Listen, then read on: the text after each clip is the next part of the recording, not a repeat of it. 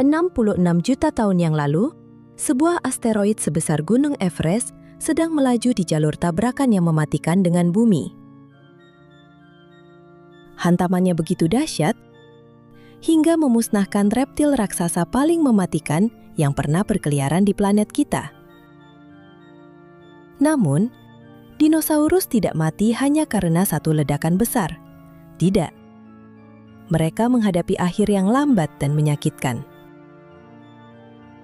Bagaimana peristiwa kepunahan ini memicu tsunami terbesar yang pernah disaksikan bumi? Dan apa yang sebenarnya terjadi setelah reptil-reptil besar itu tiada? Berpeganglah erat-erat.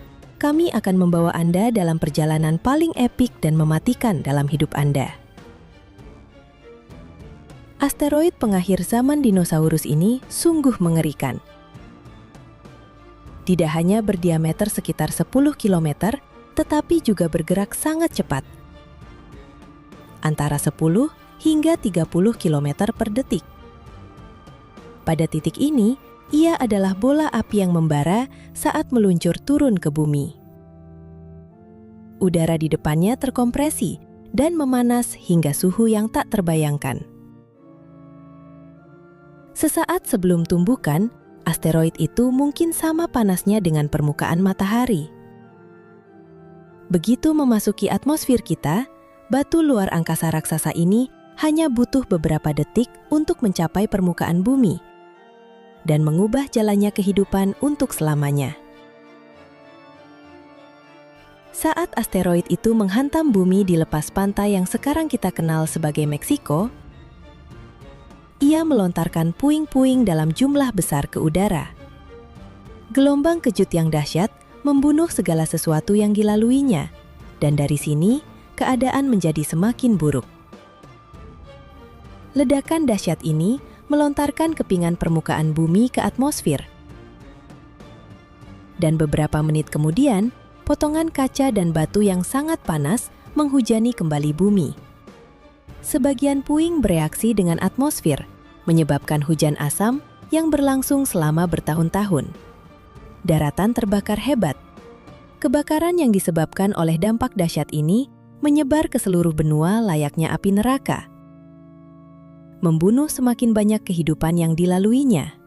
Dan kemudian, tepat ketika Anda berpikir skenario kiamat ini tidak bisa lebih parah lagi, ternyata bisa. Hantaman asteroid ke bumi begitu kuat hingga mengirimkan gelombang kejut ke seluruh planet. Dan semua energi itu harus tersalurkan ke suatu tempat. Inilah saatnya mega tsunami muncul.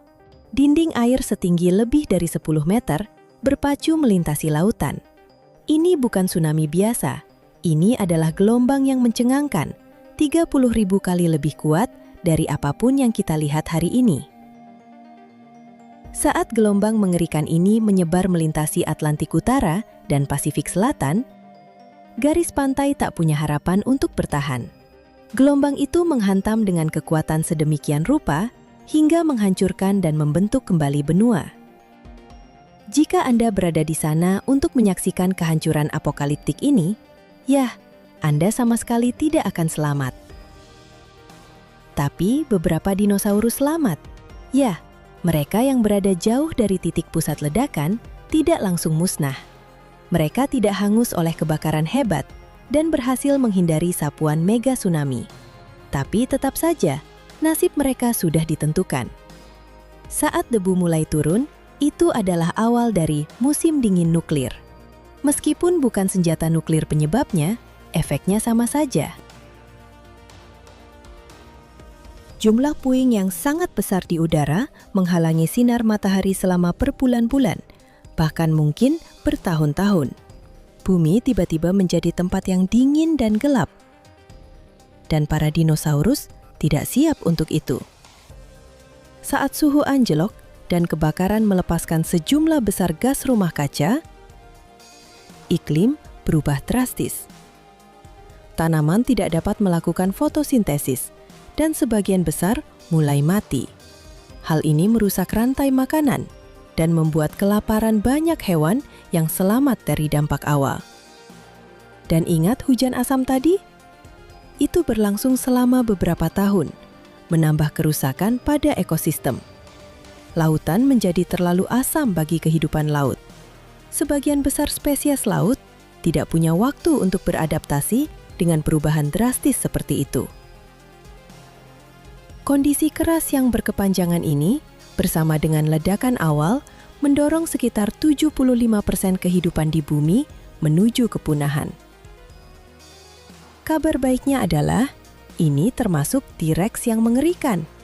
Ya, meskipun saya merasa kasihan pada hewan ini, saya senang dia tidak berlarian di zaman sekarang.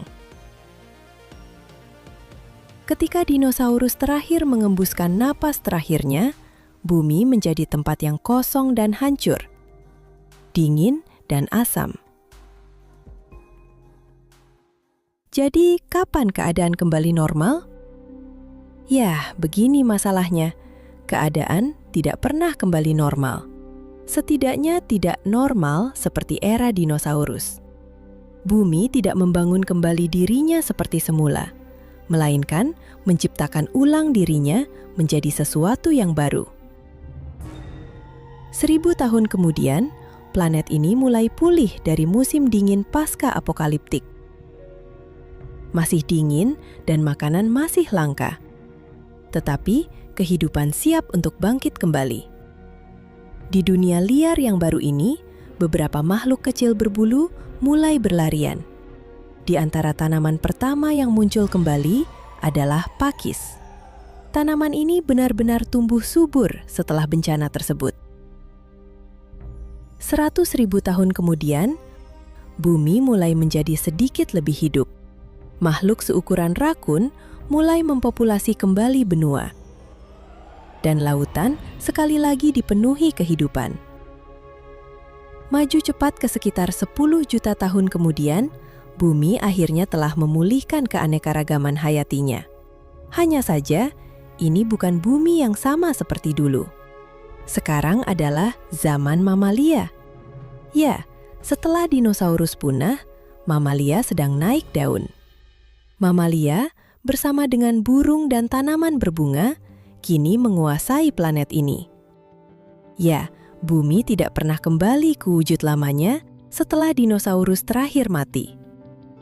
Butuh jutaan tahun bagi planet kita untuk bangkit kembali dengan cara yang baru. Tapi jangan salah sangka, dunia ini masih cukup menakutkan. Ada binatang buas seperti Paraceratherium yang menjelajahi daratan. Dan megalodon yang menebar teror di lautan. Ya, sungguh demi kebaikan kita bahwa sebagian besar makhluk ini tidak ada lagi saat ini. Anda tentu tidak mau berpapasan dengan seekor megalodon saat sedang berenang di lautan.